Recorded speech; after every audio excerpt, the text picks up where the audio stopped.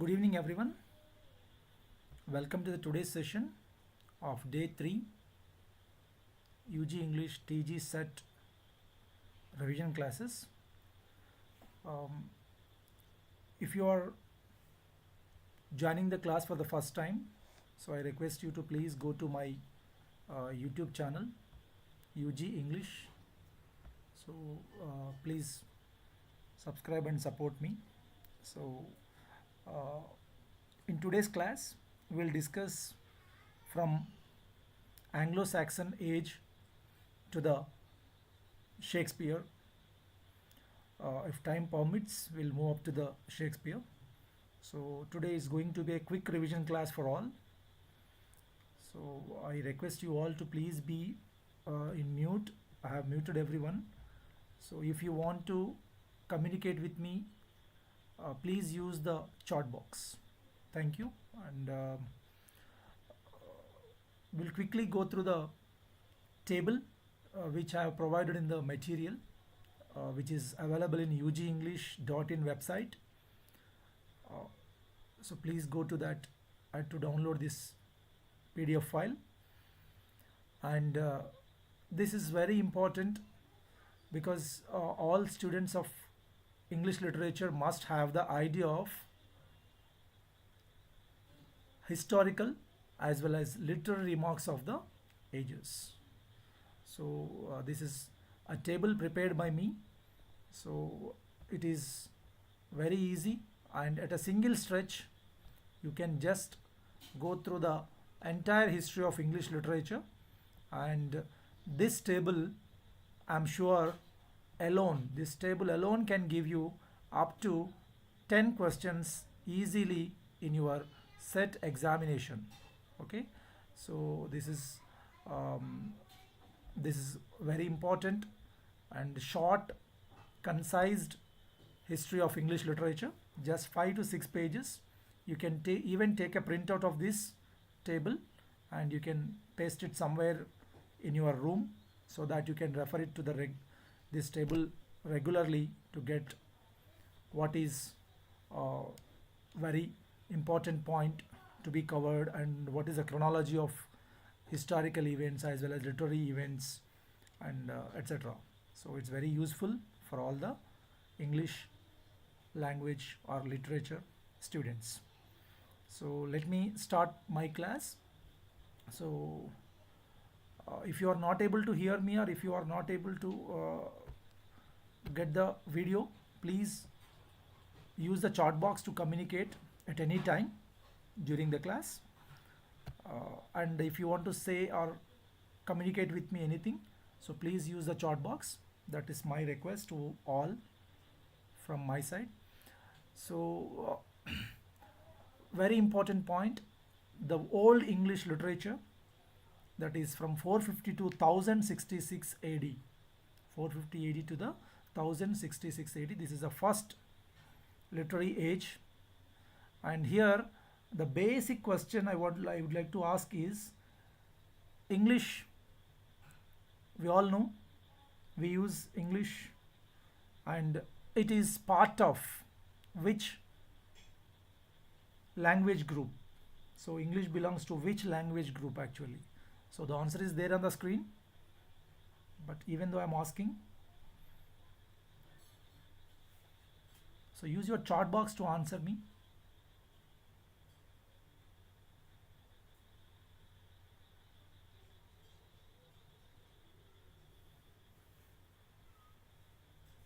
So is my question clear to all?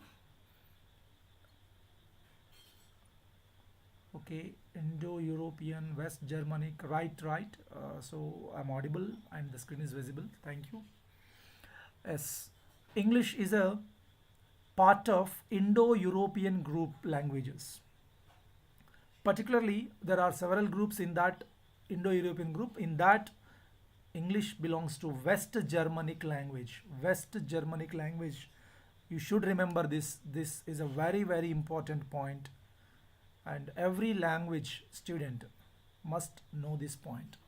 English is simply a West Germanic language, and there are 3 Germanic tribes who invaded England and that is the influence of the Germanic language, and that is why they are simply called as Germanic tribes.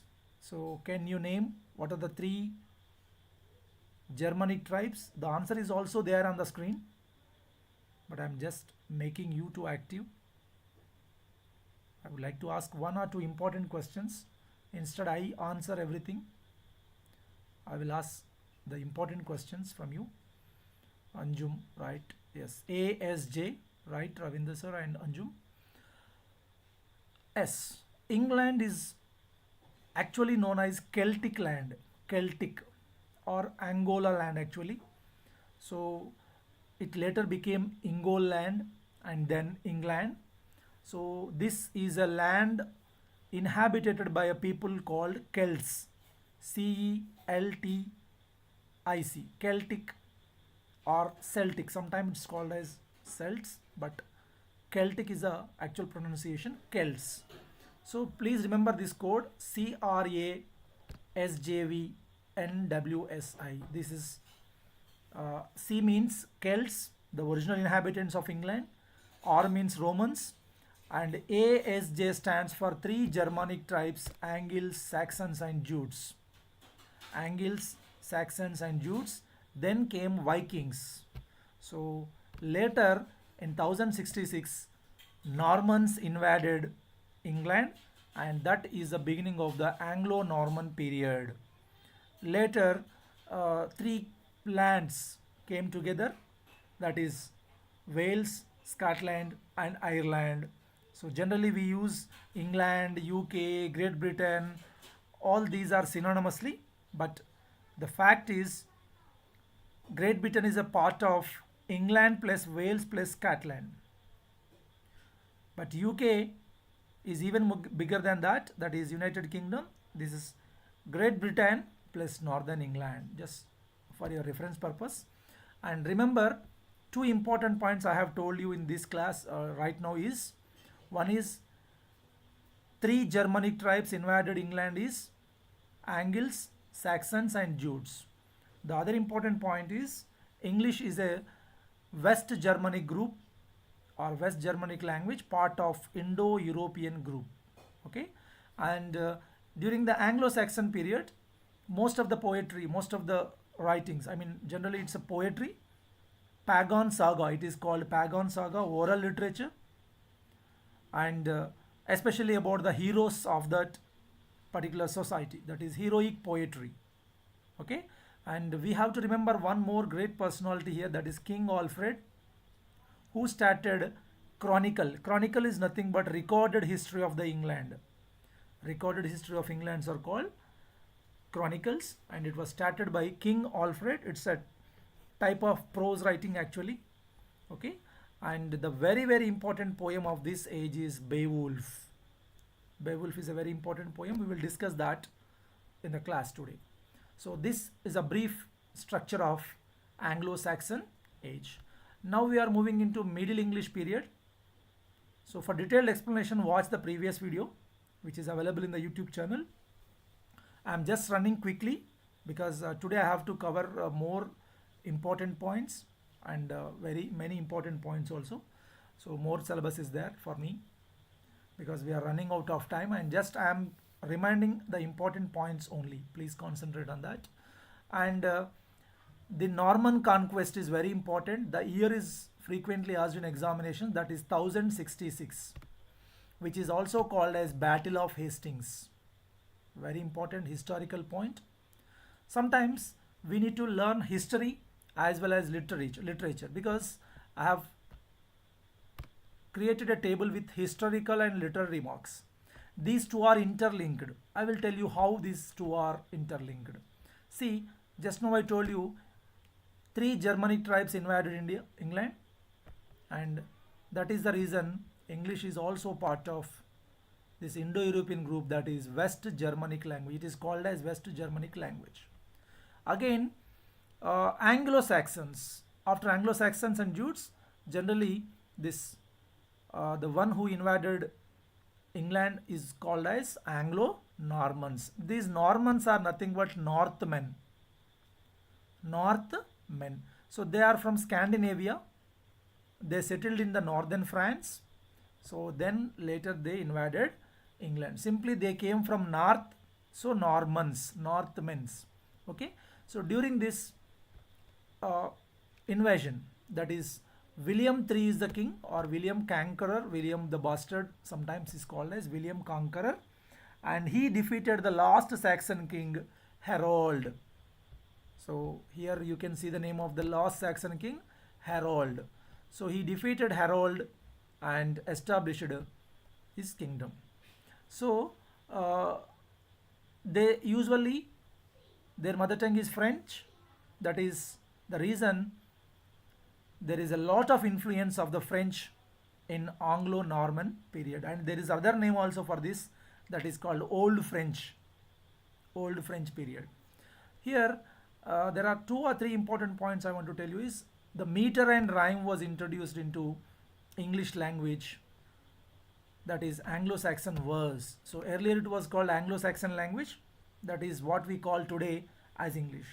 So you might have know the original Anglo-Saxon language is only 10,000 words, but now we have almost 5 to 10 million words, okay, in English language, and it has become a world language. See, the meter and rhyme was new to the English, but it was introduced from the French, that is Anglo-Norman ruling. So they also added 10,000 new more words, and the spellings were modified. French domination started. Even the clergy means the people who work in the church, they use the Latin language, but the noble people only use the French language. So during the Anglo-Norman period, English was treated as a lower class language, just like during the British rule in India, how our Indian languages were treated as a lower class languages. So Latin and French domination was there during the Anglo-Norman period. So because of this, the English language, the Anglo-Saxon tradition was disappeared.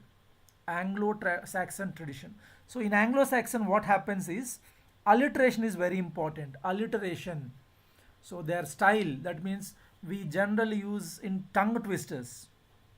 Betty bought butter, but the butter was bitter, like this. So in this, the sound ba ba ba is repeating here. So alliteration is also the repetition of the sounds. Okay, here hagiographic tradition is one important point to be noted. Previous net examination, recent examination, we have a question on hagiographic tradition. What is hagiographic tradition? It is simply writing the biography of the saints. Hagiographic. Graphic is nothing but writing. Hagiographic is the writing of biographies of the saints. Very important point. And the major genre is chivalric romances. Chivalric is nothing but, I told you, heroic romances in the form of chronicles, Breton lace, brats. Okay, so this is the period of Anglo-Saxon. So now, because of the French domination, the church authority was broke down, feudalism was started, and king has become the supreme of the church. And the famous poem of this age is the Woe Line Nightingale, as well as the Cursor Mundi. These two are very famous poems of this Anglo-Norman age. In set examination, you will get direct question like Beowulf is a poem related to Anglo-Norman or Anglo-Saxon. The Owl and the Nightingale is related to Anglo-Norman or Anglo-Saxon. Just remember these two. Okay, and then came our hero. He is this is called as Age of Chaucer in 1340. So Chaucer is our father of English literature as well as father of English poetry. And what he did is a very simple thing actually, but that simple thing has become a world's language today. That is very very important point to be noted is he used his own dialect of English language. He used his own dialect, that is East Midland dialect. So most of his writings or most of the writings of this period are based on East Midland dialect. Dialect is nothing but a group of people, how they use the language is called dialect. In Telugu, we have different dialects. The Karimnagar dialect is different, the Khammam dialect is different, the dialect of Rayalaseema is different, the dialect of Vizag is different. Okay, so dialect is nothing but a language which is spoken by a group of people in particular area. Okay, East Midland dialect has to be remembered along with the West Germanic language and Anglo-Saxon Jutes, that is three Germanic terms. These are the important points I'm telling. Okay, the Chaucer has done, I mean, he has used the native language, that is English, during the domination of the French. That is very, very important point. So he revived English language again, okay, after 200 years. Okay, after 1066, 1066, the Anglo-Saxon period started diminishing because of this, Middle English period, that is Anglo-Norman period. So by 1340, with the Chaucer, the alliterative poetry has revived. This repetition of the consonant sound, just now I said Betty bought butter, like this. Okay, so the repetition of vowel sounds, consonant sounds was revived. This is called alliterative poetry. East Midland dialect has got prominence, and age of anonymity has passed away. Writers started revealing their names, new meters were introduced, rhyme royal, Vatavarima, heroic couplet, what we discussed in the previous class. And during this period, the historical events are also very important. One is 100 Years War, a direct question in exams. Black Death, that is a plague disease, as we experienced like COVID-19. The Peasant Revolt, 1381, very, very important, under the leadership of Wat Tyler, for demanding more wages for the peasants. And Law Lordy movement is very, very important. Who is the leader of Law Lords? You know, John Wycliffe. He is also known as father of English prose. Just remember, in age of Chaucer, we have two personalities, Wycliffe and Chaucer. Chaucer is the father of poetry, and Wycliffe is father of prose, because he translated the Bible into vernacular local language, that is English language, for the English people. You all know that Bible is in Latin language. Clergy people use Latin language. So common people don't know what is the rule of the God. So Lollards demanded for pure Christianity. This is just like Protestantism in the religion. So Lollard movement is a religious movement. It is about the practices of the church, questioned by the Wycliffe. Remember this. And in this age, the feudalism and the church broke down, and gradually a new class of people called merchants has started their journey. So money economy has started during this age of Chaucer. So how this literature, how these historical periods are related to our literature? So I will give one example. Like Longland's poem is there, Piers Plowman. William Longland's poem, very, very famous poem. This is about the peasant revolt of that time, 1381, led by Wat Taylor. So very, very important. And Black Death. Black Death is about the death of the people. Almost 40% of the deaths happened, and that has started a revolution in the peasants, because peasants started for more wages, and that is the result. Here we have Longland's poem, Piers Plowman. And there is a beautiful poem, The Peril. The Peril is written by an unknown writer, very important one, on the death of a little girl, her daughter, his daughter, and that daughter has grown up. So this poet meets her daughter in a dream, but her daughter is grown up now. Okay, so he is lamenting, he is crying for the dead daughter, in this poem. So the Peril poem is very important. Pierce Plowman poem is also very important, and our hero Geoffrey Chaucer's Canterbury Tales is also very important. So, so in this way you can just simplify the literature history into 1 or 2 pages, and you can revise it as many number of as times. Okay, I told you about Wycliffe. Sir John Mandeville's book is also very important, which is called a travel book. So which inspired many sailors to take up adventures, and of course this is one of the beginnings of the colonialism, we can talk about that.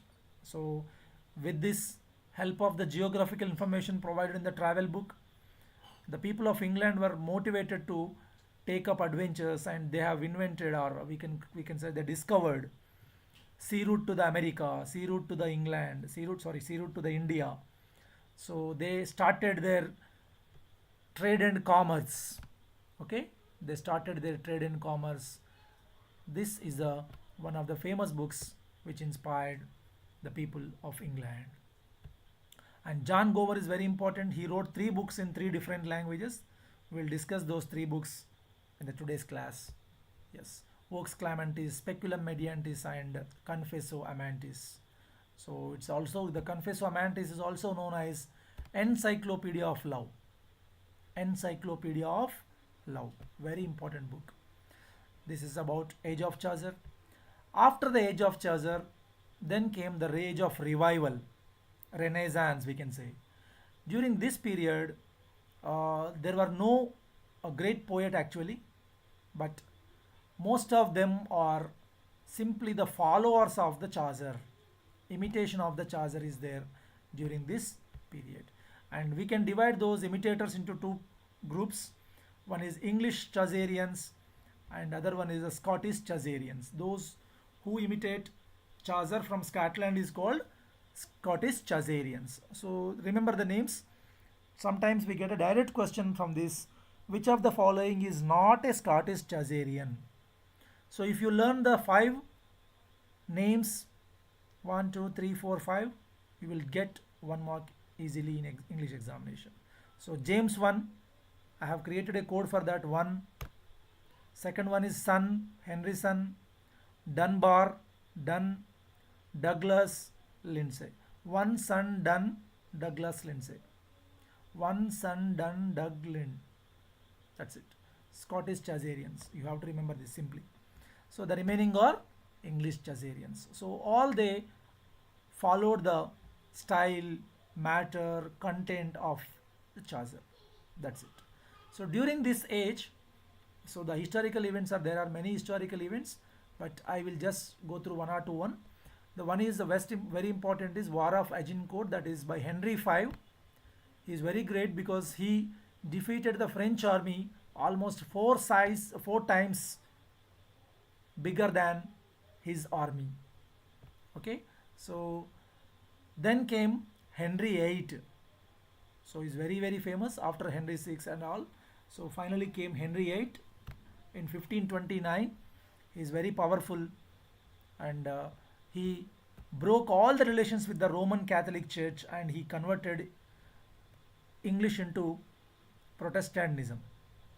So during this age, one important historical events which turned the literature, that is, this is actually the beginning of the humanism, beginning of the Renaissance. The trigger for Renaissance is here. That is, Greeks flee to Italy. So Renaissance started in Italy. Direct question this is. Renaissance started initially in the Europe, in Italy. Then came to France, England and all. So this has, because of the Turks, people from Turkey, they captured the Constantinople, which is the center of this humanism.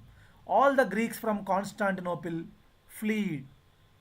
They run away with their Greek books, and these Greek books have become as inspiration for age of revival, because they went to Italy, they went to France, they went to England. So the people of England, France and Italy don't know who is actually Aristotle, who is actually a Socrates. But they know, but they did not go through the books. But this incident has started a new learning in the Italy, England, and France, Europe. So this is nothing but called age of revival, age of humanism. So during this age, I told you, Columbus, Vasco da Gama, they discovered the sea routes to America, India.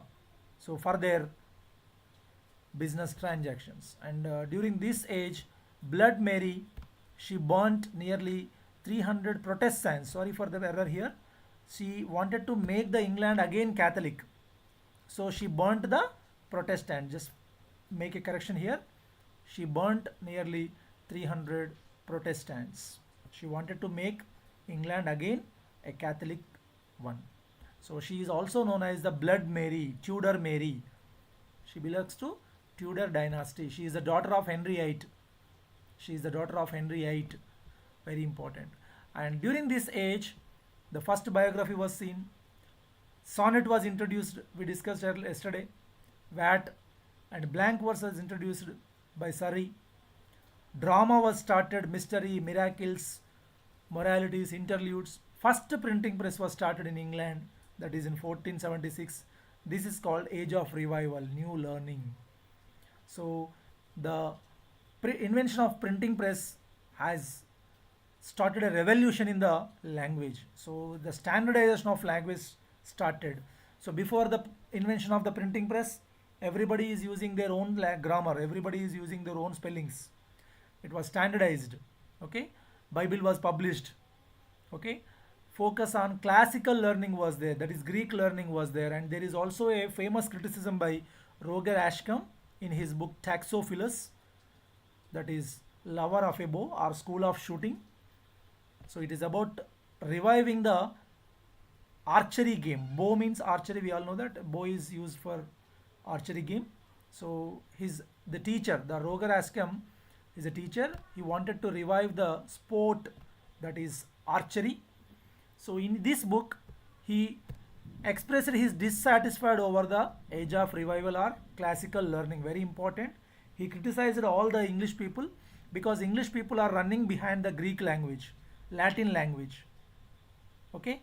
At that time, simply as we have learned now, just now, during the age of Chaucer, the French domination was there, but the Chaucer has given prominence to the English language.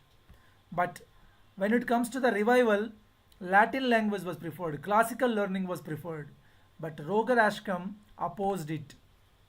Very important point. And we discussed this minor authors, all English and Scottish Chaucerians. But very important is Malory's De Morte d'Arthur, very very important one. Thomas More's Utopia is also very very important. Tottel's Miscellany, can anyone say who is Tottel and which poems are collected in Tottel's Miscellany? Can anyone answer my question? Tottel's Miscellany is very famous. Whose poems are printed in this miscellany, in this book? Can anyone? I'm waiting for your answers. You can use the chat box freely.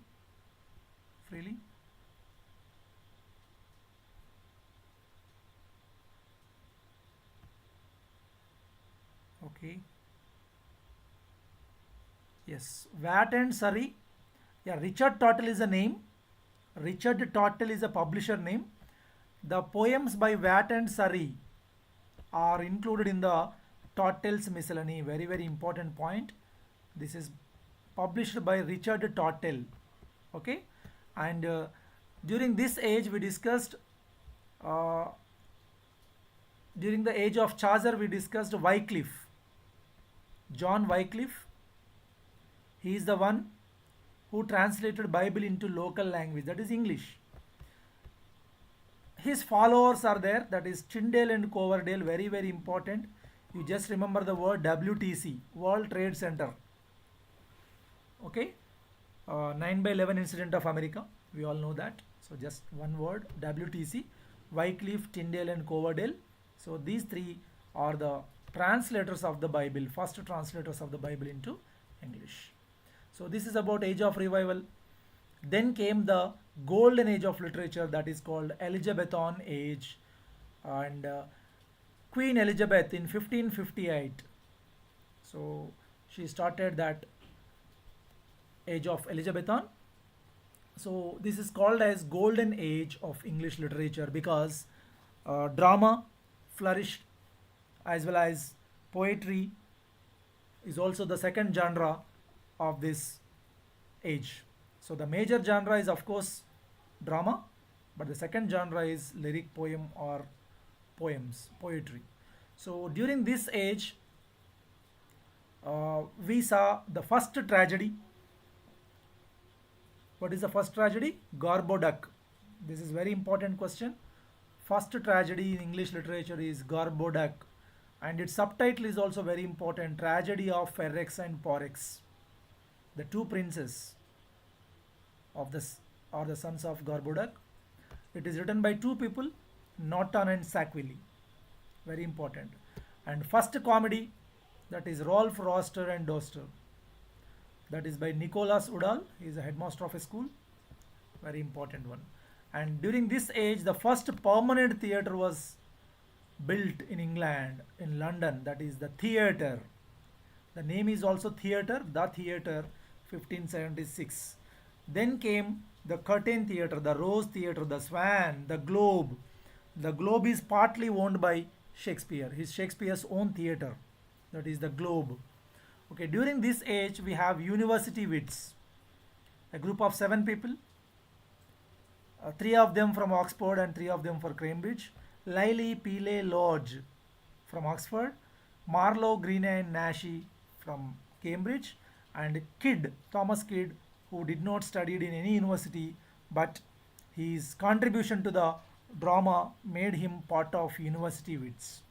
Very important. And we discussed that Shakespeare has wrote 154 sonnets, 38 plays, and 5 long poems. And during this age, we have seen the blank verse in the tragedy, that is first introduced by Marlowe. So before this, we have no major poets actually except Chaucer, but we have Spenser and Sidney in age of Elizabethan, that is golden age of English literature. So this is all about the historical as well as literary remarks of this up to Anglo-Saxon to the Elizabethan age. For detailed description, if you need, you can please watch the previous videos. Okay, and today we'll be moving into the explanation of these ages. So one by one we will quickly go to the ages.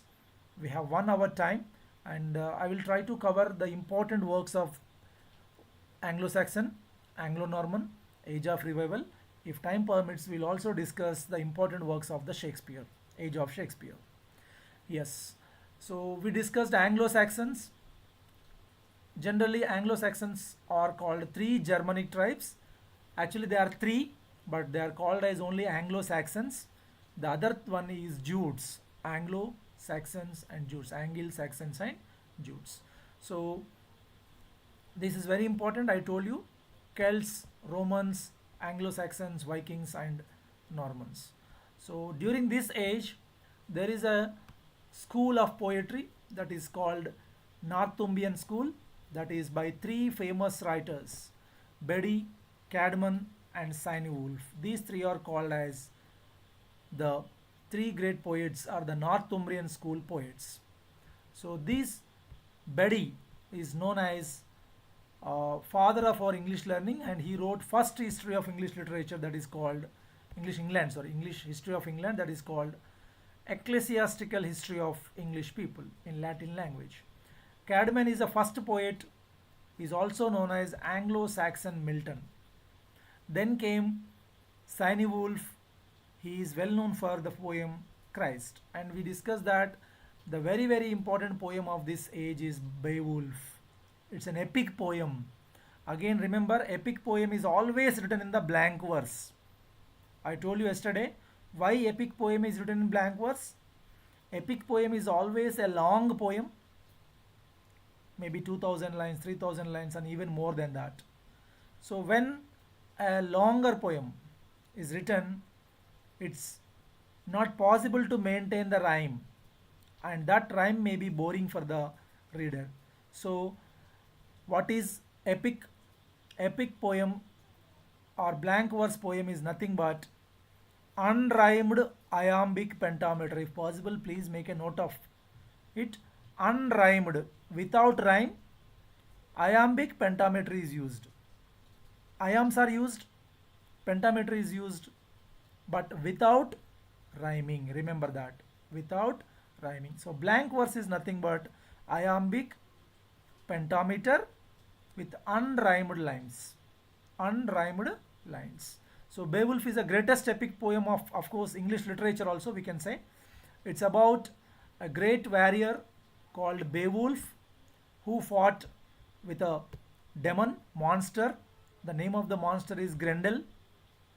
So this Grendel is a monster which kills the knights. Knights are nothing but soldiers for 12 winters, consecutively for 12 years. So he kills that Grendel monster and he cuts the throat of that monster. Okay, so very great achievement. And during his old age also, he again fights with a monster and was killed. Okay, so Beowulf is a very great warrior of the Anglo-Saxon age. Remember this.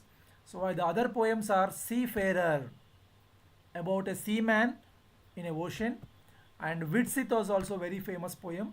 Wide Goer, the other name is Wide Goer or Wanderer, and Duer is also very important poem of the Anglo-Saxon poem. So there is a famous line in it: his sorrows passed away, so will mine. Very positive attitude.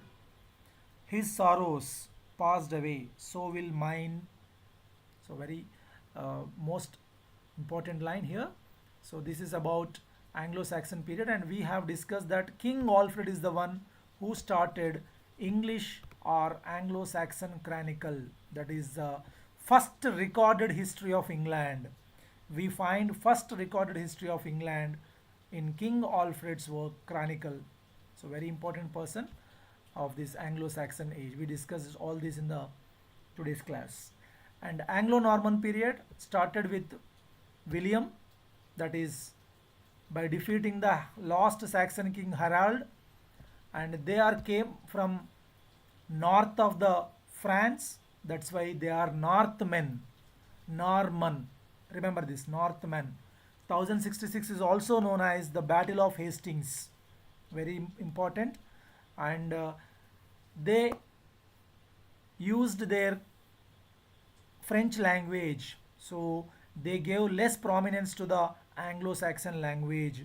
Obviously, the language of the ruler will be dominating, the language of the kings will be dominating the society. So during the British rule also, English language dominated the India.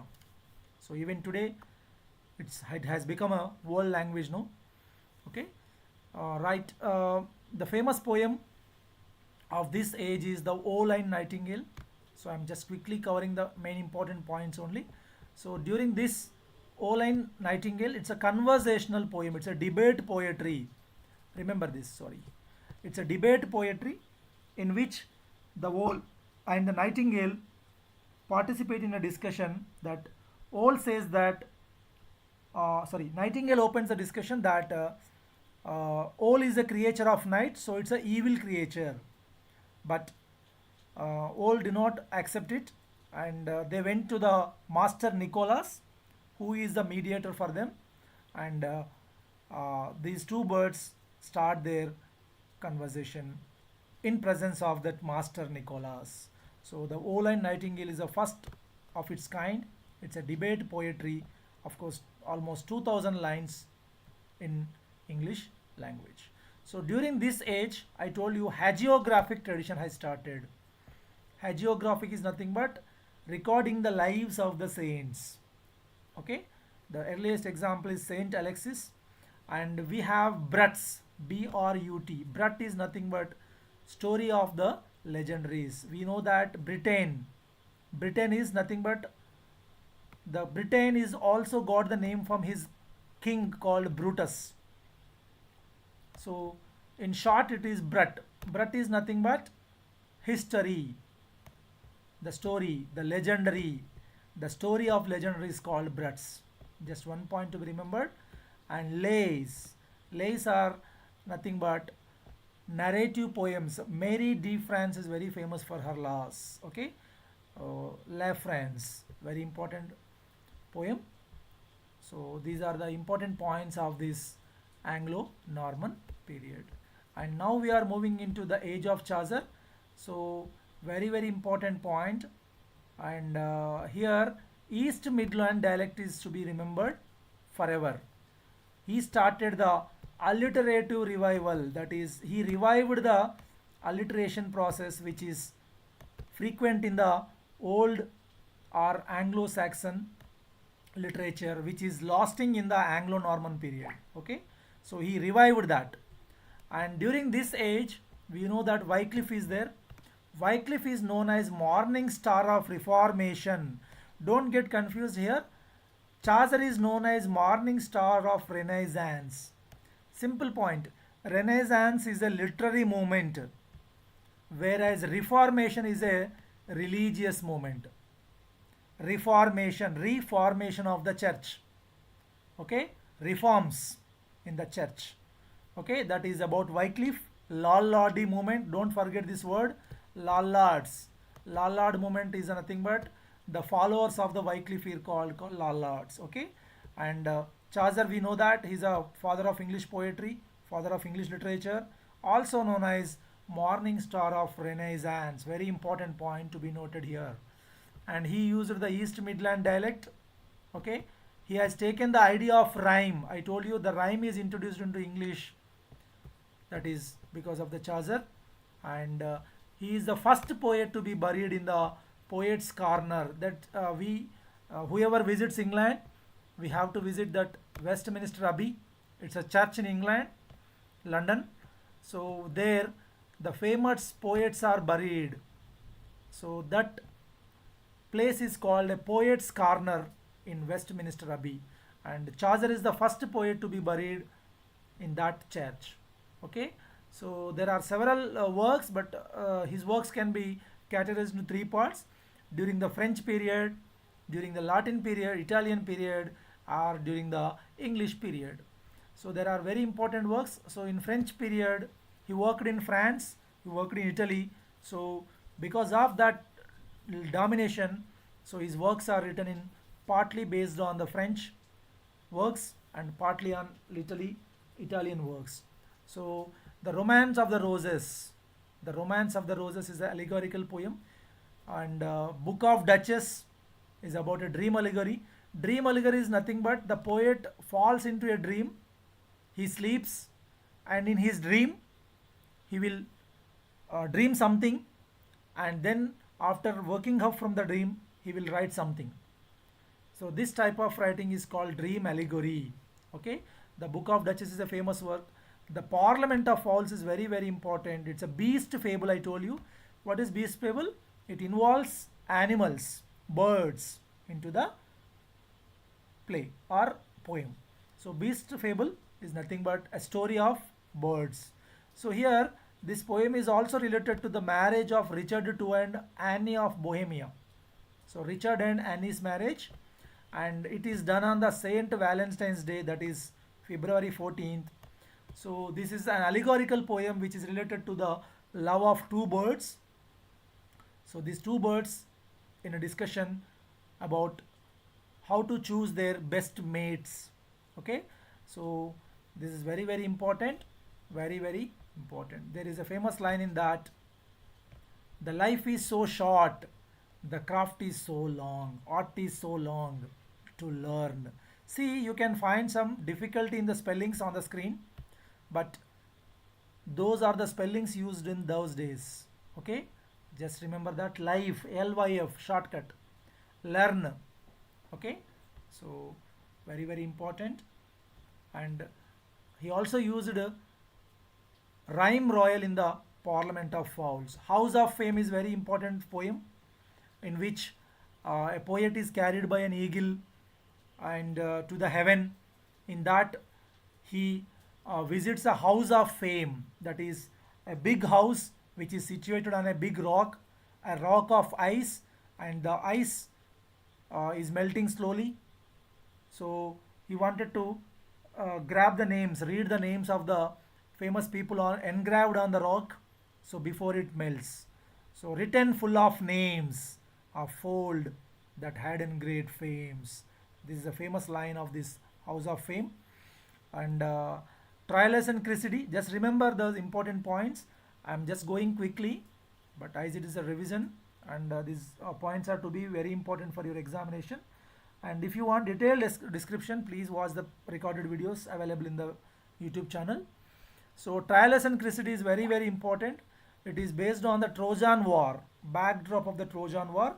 The Trojan prince Troilus falls in the beautiful widow Cressida, and this Cressida is unfaithful, infidel to the Troilus. So at the end, the Troilus was killed. So this is a poem, Troilus and Cressida. This is based on Boccaccio's poem actually, Philostrato. And we have a Chaucer, follower of Chaucer, named Henry Son. He's a Scottish Chaucerian. Just now I read a code for you. One, son, done. So Henry Son is the second one there. Henry Son is the one. He wrote a famous poem called Testament of Cressida. It is the continuation of the poem of Troilus and Cressida with some modifications, because this Henry Son does not like the ending of the poem, that is the faithful prince was killed, the beautiful and unfaithful Cressida was awarded. Okay, she married other prince. So he wanted to change the fate of the characters. So in the version of Henry Son, Cressida dies and Troilus lives. That is the story. And very important, there is a famous quote by S.D. Nell, American writer. Troilus and Cressida, if it is written in prose, it would have become the world's first novel. That is a famous quote by S.D. Nell. So if it is written in prose, it would have become the first novel. So Treatise and Astrolabe is there, and Legend of Good Women is very important. In this, he wrote about 8 legend women, great women. So very very important, Legend of Good Women. And finally we came to the Canterbury Tales, which is very very important. Actually, this is inspired from Boccaccio's Decameron. Deca means 100 stories. During the plague disease, 10 10 10 pilgrims, 10 people flee away from the city, and during their stay they narrate some stories. So this is the backdrop of Decameron, and this inspired the Chaucer to write Canterbury Tales in English. Okay, so 30 pilgrims actually, including Chaucer, 31 pilgrims are there. So they were going to Saint Thomas Becket. This is very important. Saint Thomas Becket, it's a Canterbury, it's a temple, Saint Thomas Becket's temple, and that is in the spring season. So April is the season of rebirth. Spring is rebirth season, for rebirth, regeneration. So during this season they started their journey. So they stay at Tabard Inn, Tabard, it's a hotel, Tabard Hotel Inn. The host of the Tabard Hotel proposes a storytelling competition in which every pilgrim has to narrate 2 stories during their forward journey and 2 in the return journey. So in all 124 stories were planned, but now there is only 24 stories are finished, and we have only these 24 stories available right now. Okay, so out of these 24 stories, 23 were narrated by 23 characters, and because Chaucer has narrated 2 stories in that. Very important. Okay, this is about the background of the Canterbury Tales. So the host name is Harry Bailey. He is the one, and the winner will get a good supper. That is the competition actually, storytelling competition. The winner will get a supper at the hotel Tabard. Okay, so there are the speciality of Canterbury Tales is to the first thing I want to tell you is it is about ordinary characters. The real life events incidents were displayed in this Canterbury Tales. So before Chaucer, the poems, the poetry is about the legends, the great heroes, the gods. But Chaucer has changed it into a ordinary thing. So that is the greatness of the Chaucer actually. So there are military people, there are people from church, there are craftsmen, guildmen, carpenter, weaver, dyer, tapestry maker, religious, every person, every one from the each section of the society is part of this Canterbury Tales. So all the characters are very simple here. And there is a prologue.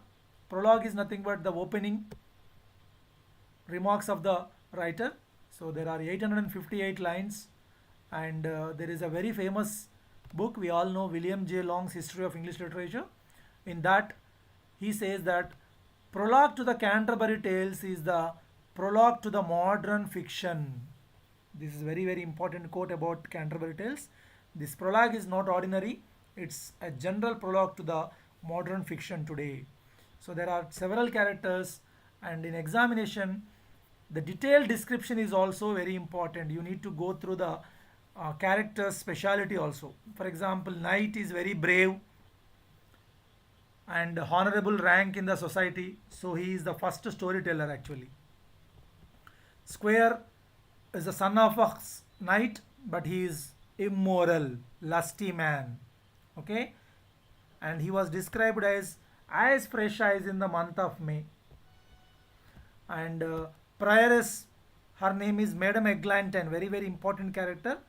She has a good table manners. So he described each and every character in the play, in that Canterbury Tales.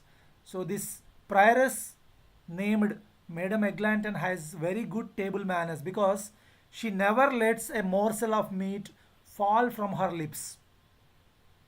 That is what he described about Madam Eglanton. And there is one more important point. She has a golden brooch, a golden locket, sorry, golden bracelet, which has a Latin quote on it, Amorus Vincent Omnia. Omni means all. Amors Vincit Omnia. That's it. Love conquers all. Very, very important. Okay. So a parish monk is there. He has many bells attached to his horse actually. So these bells of the uh, horse is louder than the chapel bell, church bell actually. So in that way, he has described some minute issues also in that one. And Franklin, cook, doctor who is immoral, miser. Okay, so there are several characters, and this wife of Bath tale is very important. A plowman is also very important.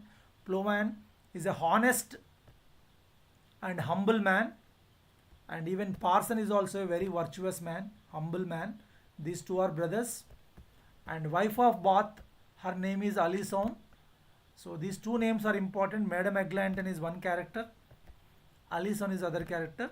So she is gap toothed, deaf, because her fifth husband has beaten her while she just teared a page from her book, from his book.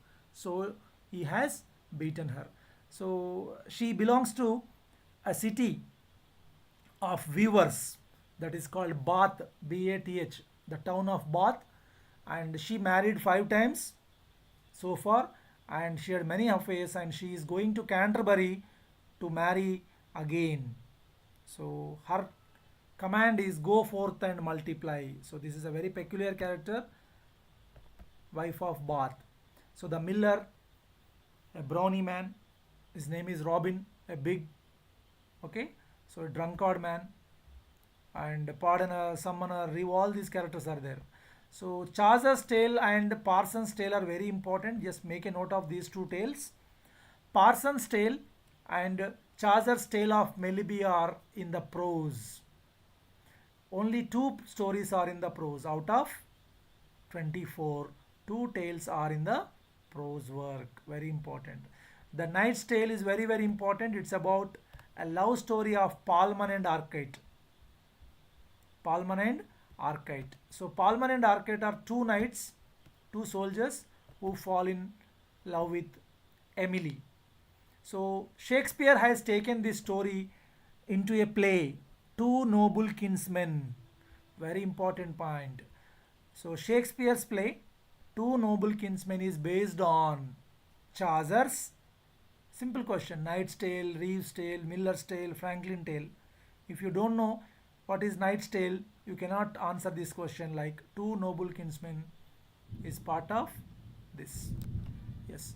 And the next important story is Chaucer's Tale, that is a man called Melibea. Melibus is a man of too much learning and too little experience. Very important point. And there is Monk's Tale, in which he advised the husbands not to reveal the life endangering secrets to their wives. That is the monk's rule.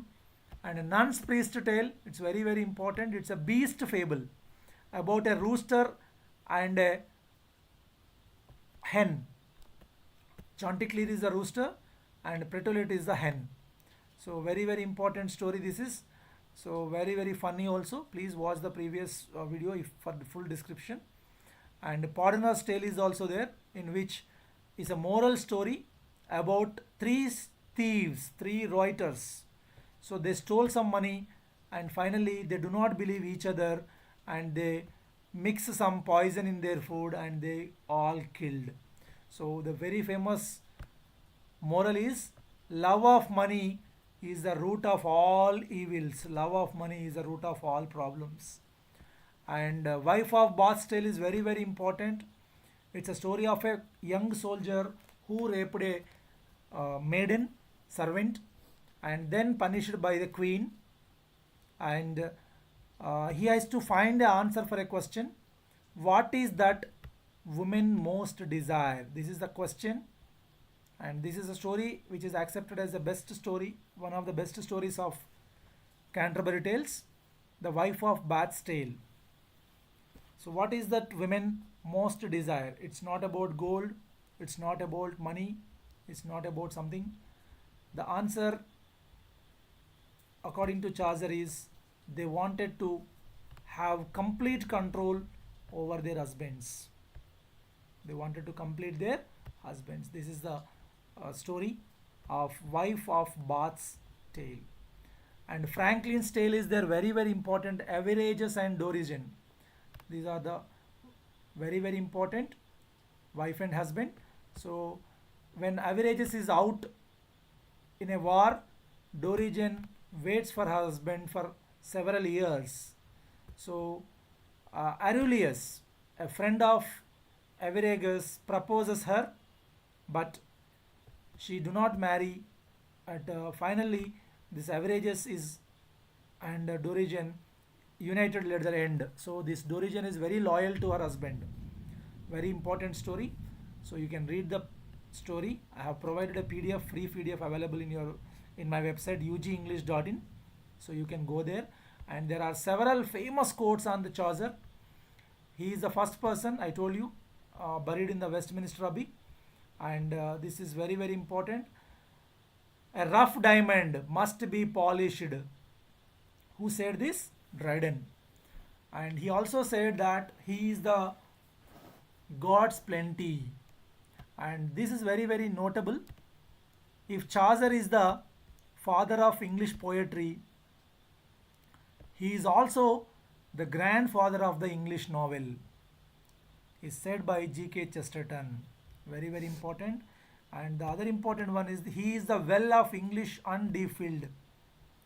Well of English undefiled.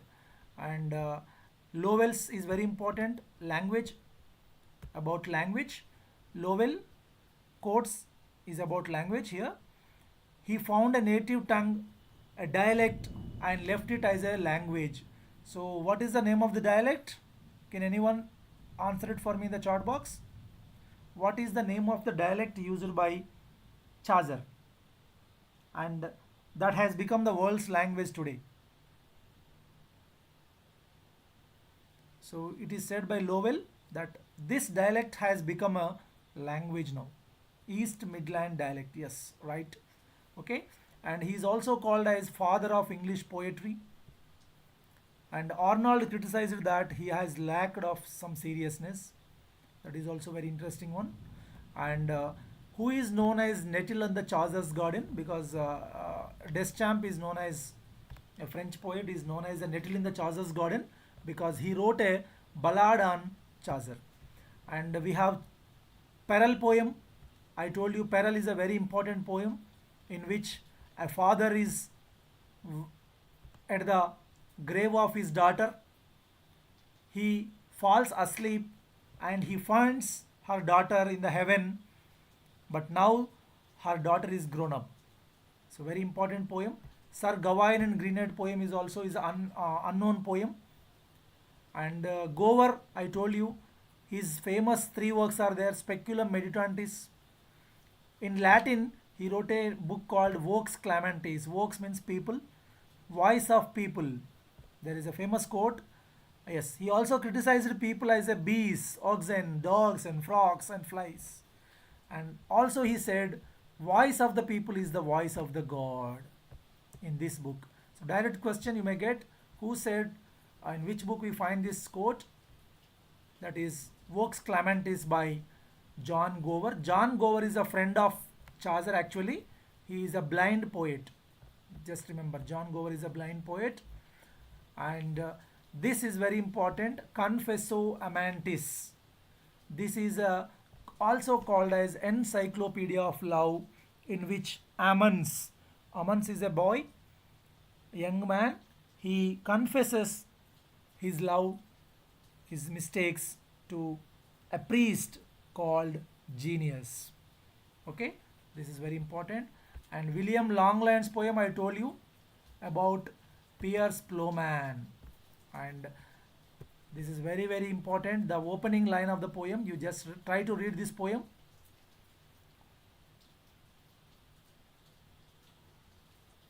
Yeah, my screen is visible. Monica, please check your internet connection. If it is same with everyone, please, is my screen visible or not? Just please confirm it to me. Yes sir, visible. Just please check your connection, Monica, and please rejoin again. Yeah, thank you Ravinder, Jisha, and okay, try to read the line. In a what is it actually?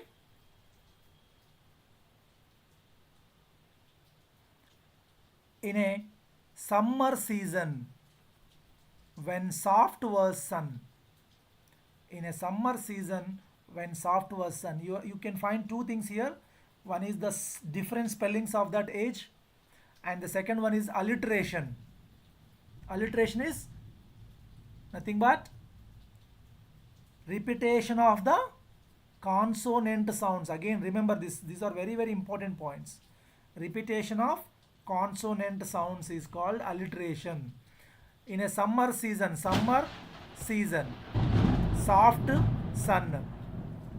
Okay, so just please remember, Piers Plowman is a poem which is related to Wat Tyler's peasant revolt.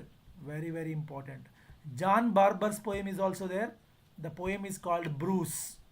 In Bruce, this poem is also called as National Poem of Scotland, in which the Robert Bruce, after running away from a war, he hides in a cave. After watching a spider, he inspired, and the spider is trying to reach climb the wall or climb something, but it falls again and again. But even after that, the spider continues her effort. So This Robert Bruce got inspired from the spider and he participated in the war again. So there is a famous quote called freedom is a noble thing. This is also called as the national poem of the Scotland. Very, very important. And John Wycliffe, we discussed this, Lola de Moment and all. He translated the Bible, that also we discussed. And we also discussed the John Mandeville's book in the beginning of the class. So I think I need not to just repeat it again. So time is 8:40. I will go quickly and I will try to complete this age of revival at least. During the age of revival, Henry V, the famous king, started his war against the France, and he defeated the France, which has 20,000 soldiers, with just 5,000 soldiers, and he married a French wife. Okay, so this is his story, that is Henry V's. And then there is also War of Roses, which called as between a war of the Yorks and the Lancasters, two royal families. And during this age, we discussed that Vasco da Gama and Columbus. We also discussed the Blood Mary. So she burned Protestants, not Catholics. So please correct it. What is Renaissance actually? Renaissance is nothing but rebirth of knowledge. Renaissance, rebirth. So there are famous quotes. Lamartine said, "Man discovered himself and the universe." And even Hippolyte Taine says, "Man was so blinded, had suddenly opened his eyes and seen." Okay, so the Renaissance is also a transition from Middle Ages to the modern world. So it is the gateway of the modern world actually. Okay, and there are three important Latin authors are mentioned here. One is Dante. Dante is a Italian. These are Italian writers, Latin writers. So Dante's Divine Comedy is important. There are three parts in it: Inferno, Purgatorio, Paradiso. Inferno means hell. Purgatorio means purgation, cleanliness, and heaven. So if you are purgated, we can move to heaven. So these are the three parts of Divine Comedy. 99 cantos. Canto is nothing but stanza. Okay, and Petrarch is very famous. He's a lyric poet. He's a father of humanism. And Boccaccio, we discussed the Decameron. Okay, 100 stories about by 10 travelers who escaped from a Florence city in order to escape from the death, Black Death, that is plague disease. Okay, I told you Reformation. Renaissance is about knowledge. Renaissance, rebirth of knowledge, that is about literary event. But Reformation is a church event. So Wycliffe started the Reformation. Later Martin Luther King, we know that, a great personality of Germany. John Calvin, France. Zwingli, Switzerland. These all three started Protestantism in their countries. So even Erasmus, he wrote Praise of Folly, and he also wrote Greek New Testament. Very, very important. Okay, and Roger Ascham, I told you just now, in his book Taxophilus, he told he expressed his dissatisfaction about the negligence of the English language during the revival of the ages. Is everybody is going behind the Latin language? If everybody is going behind the Greek language, who will take care of the English language? So he said that everyone seems everything is done better in Greek language and Latin language, but none can do better. But in English, if you do it so meanly, so poorly, no man can do worse. That is, రాని భాషలో మనం ఎంత రాసినా కూడా that's not a good thing. But if you write in your native language in very worst manner also, that's a good thing. So according to him, using English is best than the Greek and Latin. So that was his statement in Toxophilus. And we discussed the Thomas Mallory's work, Le Morte d'Arthur. We will discuss it again. And John Gutenberg's printing press. And that is in Gutenberg is the first person to invent the printing press, but that is in Europe, Germany, 1439. But later in England by William Caxton in 1476. So English Chaucerians, all these are minor writers. Lydgate, Skelton, all these are Skelton's Magnificence is very important. Just read this Magnificence, a morality play, and this Scottish Chaucerians are very important. The King's Square, we all know the Rhyme Royal. James I, King James I, his Rhyme Royal book, King's Square, Rhyme Royal, 7-line stanza, very important. And I told you Henry's son just now, the Testament of Cressida. Testament is nothing but will. When someone is going to die, he will write his will.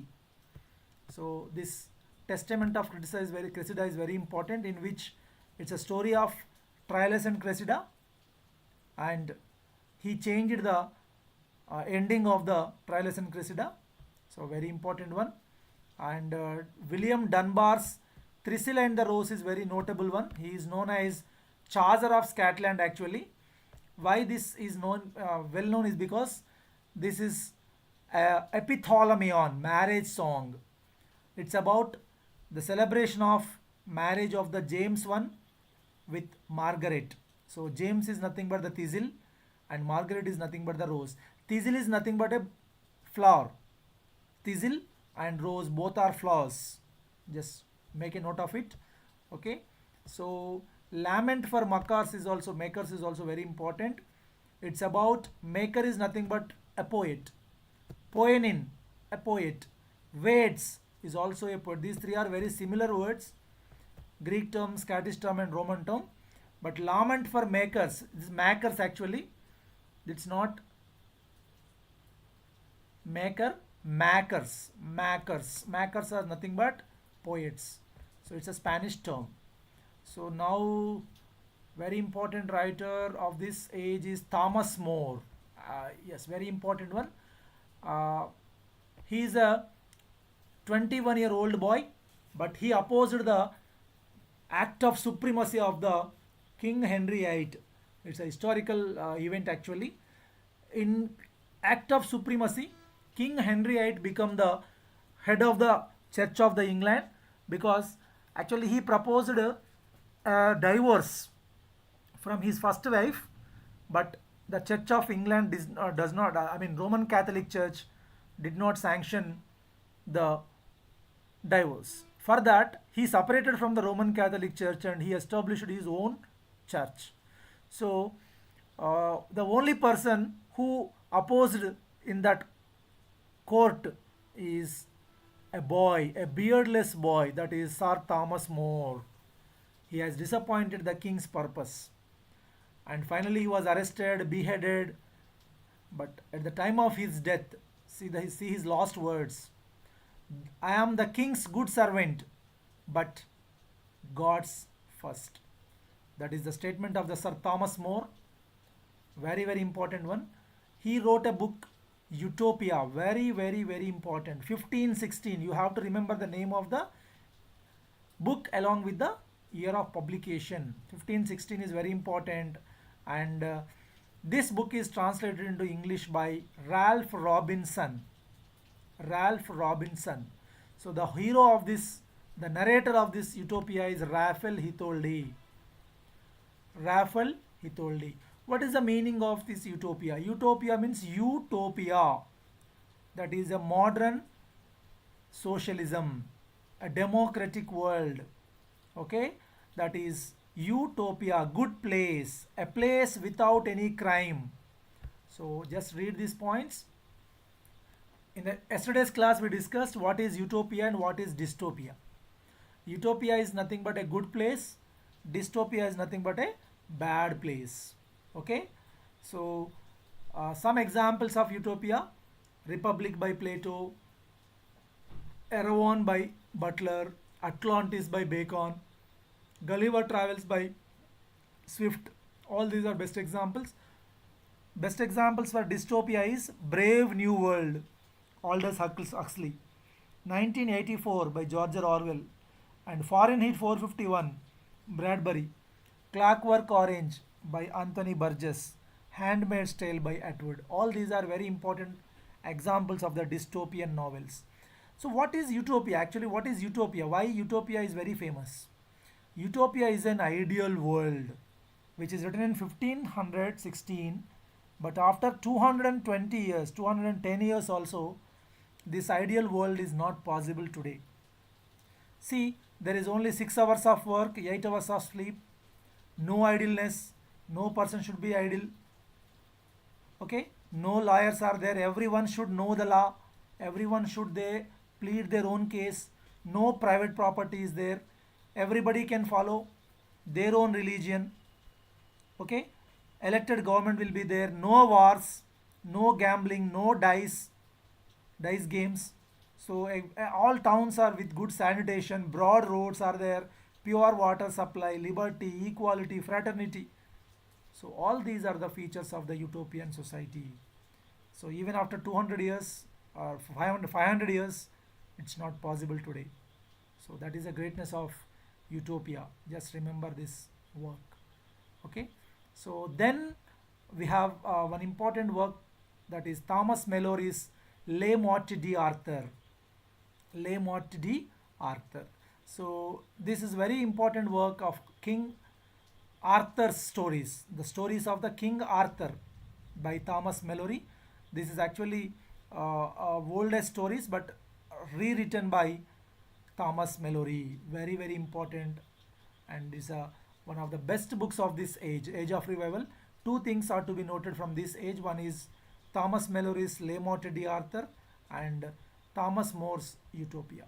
Okay, and Roger Ascham, we discussed this Taxophilus, and there is also one more book called Schoolmaster.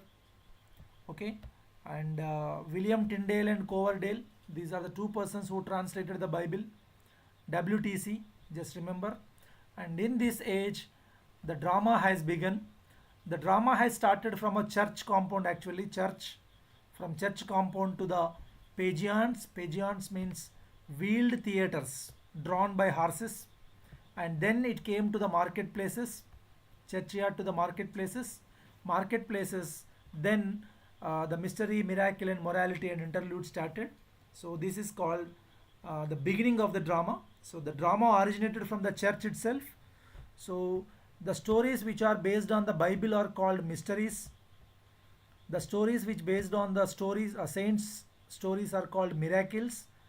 And moralities we discussed, the stories in which there are no names for any person, only the names of sin, grace, repentance, chastity, beauty, strength, gluttony, peace. So these are the characters. This is to teach the moral values. Okay, every man is a best morality play. Wisdom is a best morality play, just remember. And during the performance of these plays, just generally these plays was performed in the cycles: Wakefield cycle, Chester cycle, Coventry cycle, York cycle. So York cycle is very famous. 48 plays are there, highest number of plays. So during the plays, there is a small entertainment between from one play to other play. So these plays are called short entertainments or interludes. So John Haywood is very famous for his interlude called 4 Ps, in which there are 4 characters: Palmer, Pardoner, Apothecary, and Peddler. Palmer, Pardoner, Apothecary, and Peddler. So these 4 characters start a lying competition. So who will tell a big lie will be the winner. So finally Palmer wins the bet, and he lies that he never seen or heard any woman who is out of patience, that is, who is angry. So with this lie he wins the prize. And the play of the weather is also there. And this Henry Medwall's drama is very important, Fulgence and Lucrece. This is very special drama actually. It's a first vernacular play to be printed in English, first secular play, first play to show some classical influence, first play in which a woman is a central character, first play to include a subplot. Okay, so very very important, Fulgence and Lucrece. Fulgurius is a king, Roman senator. Lucrece is his daughter. So very important. King John is very important. It's a historical drama by John Bailey. Very important. Please remember.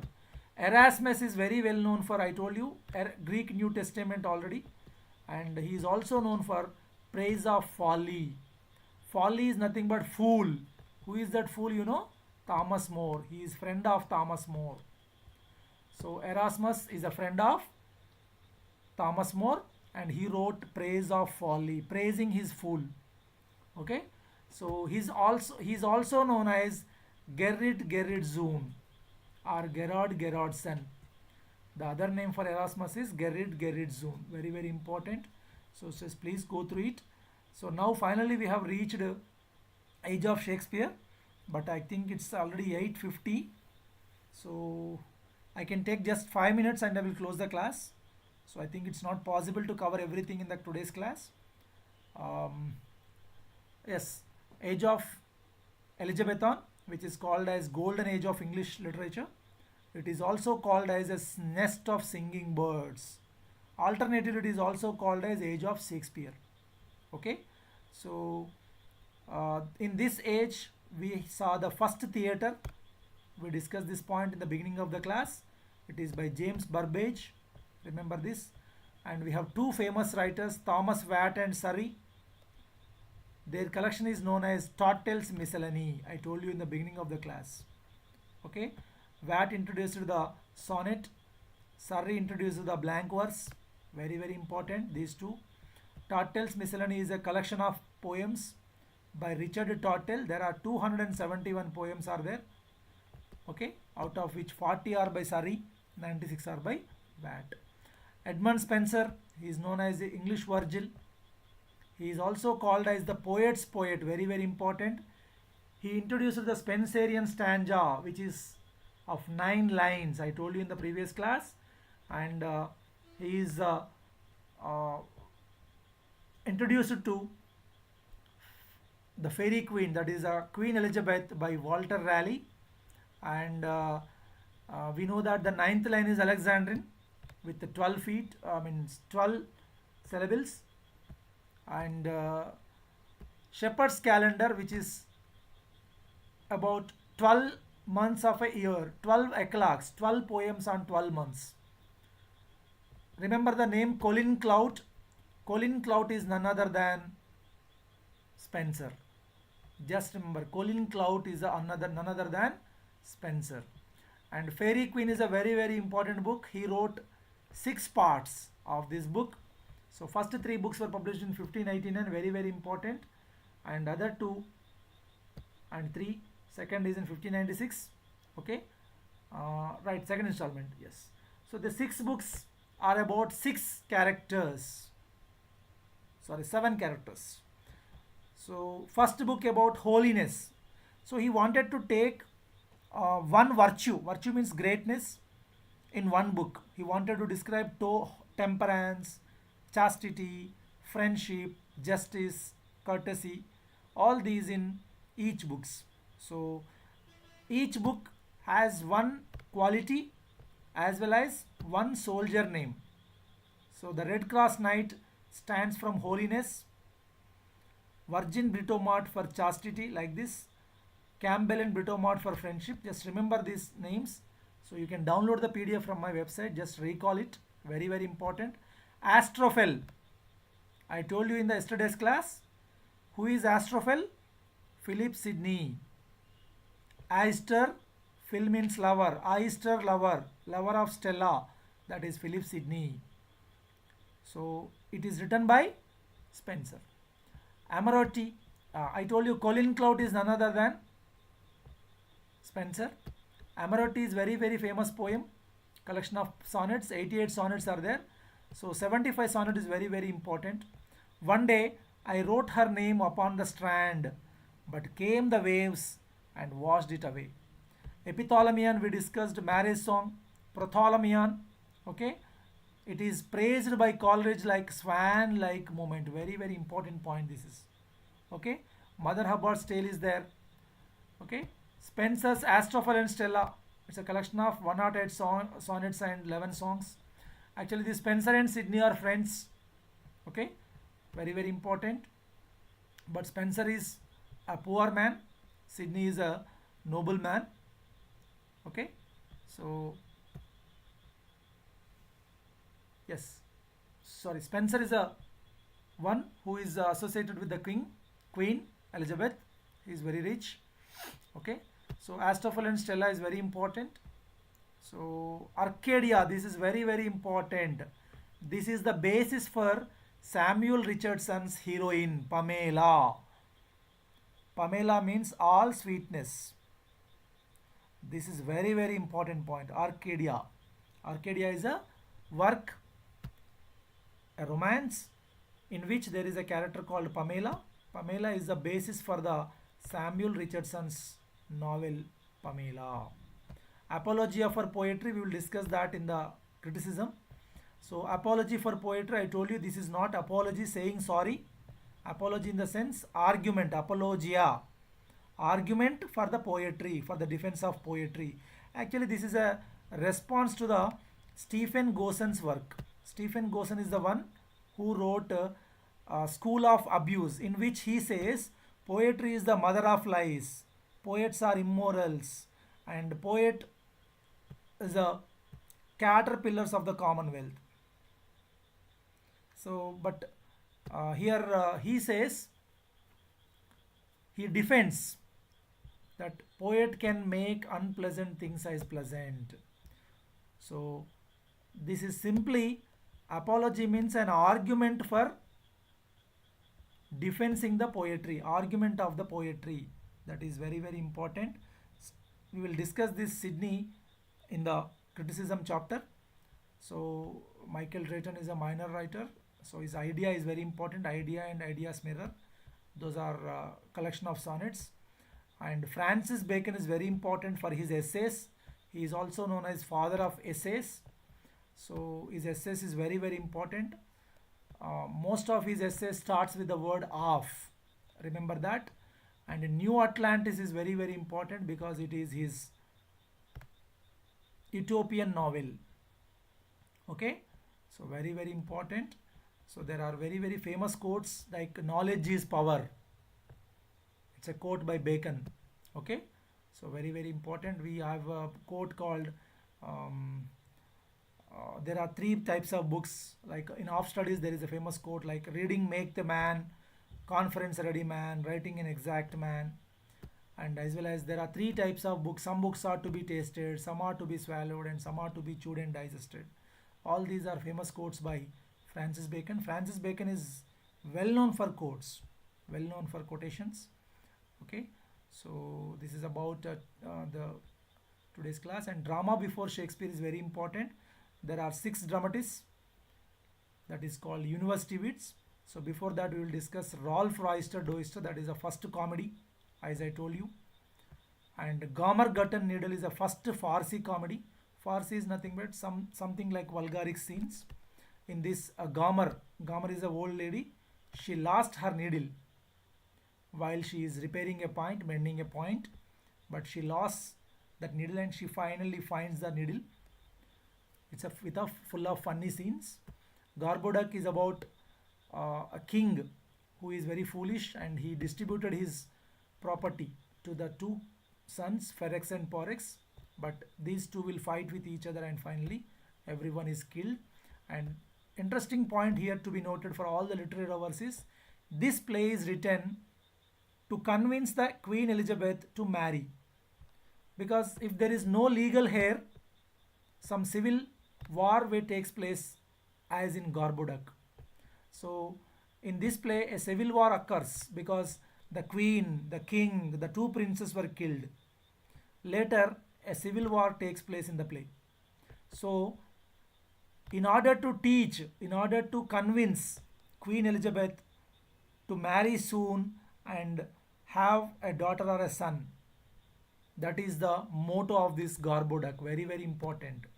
So please make a note of this point, all literary lovers. And we have 6 university wits, very very important. Lyly is famous for euphemism. Euphemism, very very important, very very important. Okay, and there is a famous line, all is fair in love and war. We see this in the Three Idiots movie. Okay, all is well, like that. Okay, in large Lyle, then Pele. Pele is famous for his music ability. Lodge is famous for Rosalind. Rosalind is a very very famous character, powerful heroine of Shakespeare in As You Like It. Very very important. Robert Greene is the person who criticized Shakespeare for the first time. Like, Shakespeare is a upstart crow, beautified with our feathers. He criticized Shakespeare for copying from the others' books. Okay, so that is by Greene in his book Groats Worth of Witty. Groats is nothing but a coin. So a coin of 4 pennies something. So he is worthless. Okay, Shakespeare is like a worthless writer. So according to the Greene, and this is the first book to mention the name of Shakespeare in print. First pamphlet, actually, first book to mention the name of the Shakespeare in written. So he criticized Shakespeare for the plagiarism, for stealing their concepts. Okay, that is the reason he is not a um, peacock. He is a crow. He is looking beautiful like a peacock just because of our feathers. He has copied the feathers from ours. That is the main important point he wanted to say here. Robert Greene, don't forget this name. And Thomas Nashe, he is known as father of picaresque novels. Thomas Nashe, the unfortunate traveler. Yesterday also I told you, life of Jock Wilton, very very important. And Christopher Marlowe is very very famous dramatist. He is the first one to introduce the blank verse. He is also known as father of tragedy. He wrote almost all tragedies. Okay, so Tamburlaine the Great, the Jew of Malta, the tragedy of Dean Widow, Dr. Faustus, very very important play. Okay, there is a character, Mephistopheles character is there, Dr. Faust character is there. So he sold his life to a demon for 24 years of power and enjoyment. After 24 years, he realized that he did not do anything. So he repents. Okay, that is very very famous. And there is a famous line, was this the face that launched 1,000 ships? It is about a Helen. Helen is the beautiful lady of the Greek. Okay, so this is about heroine Leander is there, very famous writing. Okay, so these are all about the um, university wits, and the final university wits is Thomas Kidd.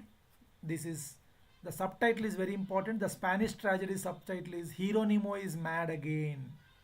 So please read the uh, entire story, Horatio, like a friend of Andrea here.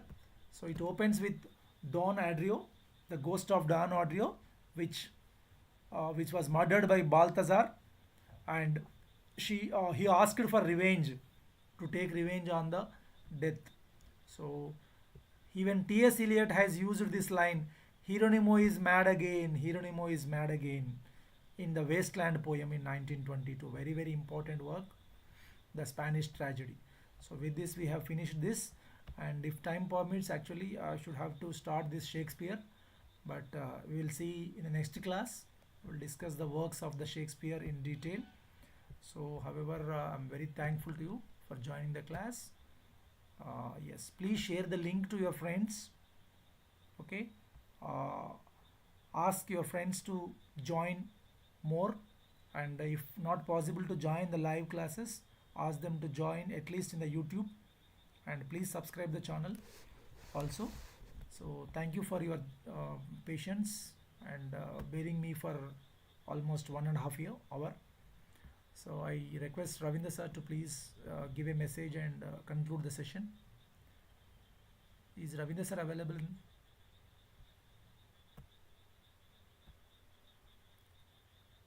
Ravinder sir, could you please unmute? I'm sorry, I have muted everyone.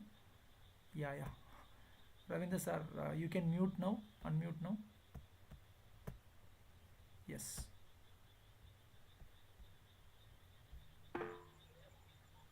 Okay, sir. Thank you. Thank you, sir. You Thank you, can please Tejas sir, conclude. for your marathon session. So, join the class tomorrow as usual. So, thank you for your patience. So, continue